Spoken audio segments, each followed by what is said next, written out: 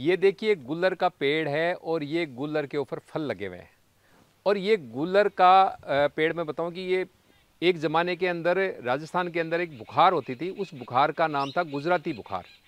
और उस गुजराती बुखार को ठीक करने के लिए इस गुल्लर का फया लगाना पड़ता था।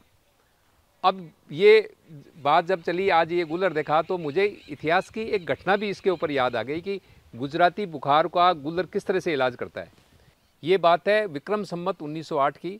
उस समय जोधपुर के ऊपर महाराजा तखत सिंह जी का शासन था और तखत सिंह जी गुजरात के ईडर से जोधपुर गोद आए थे।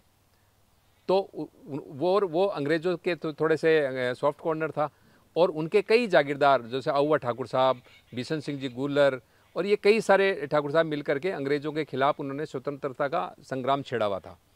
ये जो गुल्लर है वो नागौर ज़िले के अंदर एक गांव है और रियासत काल के अंदर एक ठिकाना था, यानी वहाँ की जो जागीर थी गुल्लर की, और बिशन सिंह जी गुल्लर के जागीरदार थे। और ये जागीर जोधपुर यानी मारवाड़ रियासत के अंदर आती थी, यानी जो जोधपुर के राजा थे तखत सिंह जी, उन्हीं के अधीन जो बिशन सिंह जी थे वो जागीरदार थे। और एक चीज़ और है कि बिशन सिंह जी और जोधपुर के जो महाराजा तखत सिंह जी थे वो दोनों आपस में साडू भी थे, इसलिए वो कई बार उन्होंने उनको समझाया कि आप अंग्रेज़ों का विरोध मत कीजिए, लेकिन वो माने नहीं। तो 1908 की जो विक्रम संवत 1908 के अंदर एक दिन जोधपुर में दरबार लगा हुआ था, उसमें जब बिशन सिंह जी गए तो उनको जोधपुर दरबार मिले और उन्होंने कहा कि ठाकुर साहब जानो छो ने हूँ गुजराती छूँ। उनका कहने का मतलब है कि आपको पता है मैं गुजराती हूँ, गुजराती बहुत कठोर होते हैं और कोई भी कठोर डिसीजन ले सकते हैं, आपकी जागीर जा सकती है। तो जैसे मैंने बताया ना कि गुजराती बुखार का इलाज गुल्लर, तो ऐसे ही गुल्लर के जो ठाकुर साहब थे उन्होंने कहा कि जाणू छू हुकम आप गुजराती छो, लेकिन हूँ भी तो गुल्लर रो ठाकुर छूँ।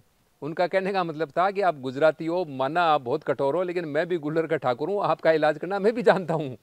तो ये मुझे किस्सा याद आ गया कि आज ये जब गुल्लर का यहाँ पेड़ देखा, यहाँ शेर सिंह जी खोरी का जो फार्म हाउस है वहाँ पे ये गुल्लर का पेड़ लगा है और इसके ये देखिए फल देखिए, इसके और भी कई इसके गुण हैं जिसके बारे में हम कभी आपको एक अलग वीडियो के अंदर जानकारी देंगे कि इस गुल्लर के क्या क्या इसके फ़ायदे हो सकते हैं, किन किन बीमारियों के अंदर ये गुल्लर का जो पेड़ है वो काम देता है। तो अगले किसी वीडियो के अंदर हम इसकी जानकारी देंगे, तब तक बने रहे हमारे साथ। धन्यवाद। जय हिंद, जय भारत, जय राजपूताना।